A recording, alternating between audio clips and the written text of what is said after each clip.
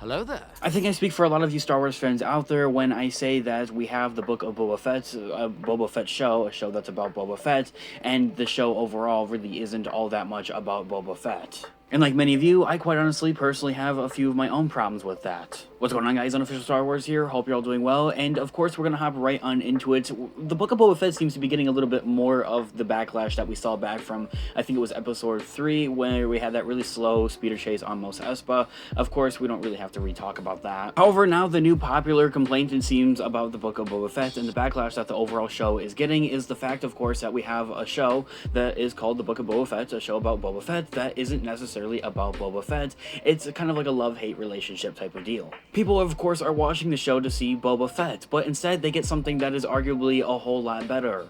I mean, come on, I honestly think I speak for a lot of you out there as well with saying this, is that I'd honestly prefer to see Luke Skywalker and Grogu training and Ahsoka Tano and the Mandalorian than I honestly would have been to see maybe Boba Fett and Fennec Shand. And seeing what we saw in episode 5 from last week of the Book of Boba Fett, where the entirety of the episode was about the Mandalorian and his return to the Star Wars spectrum of things and Star Wars franchise, and from there setting up the Mandalorian season 3, of course, a pretty massive thing that a lot of Star Wars fans out there had pointed out about episode 5, and despite how great it really was, is the fact that we didn't see Boba Fett whatsoever. I made a separate video pretty much identical talking about the same thing, what I'm talking about right now, last week, and really the overall potential rumors and all that with having Luke Skywalker and Grogu appear here in the Book of Boba Fett, but was it really necessary to have it in the Book of Boba Fett? The show about that is of course about Boba Fett.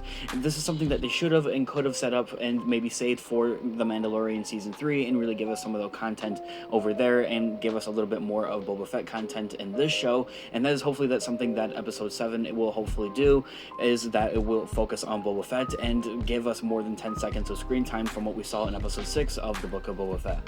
Even then, I feel like I speak for a lot of you Star Wars fans out there when I say that we feel like that we have been cheated on a Book of Boba Fett. We are here for Boba Fett, of course.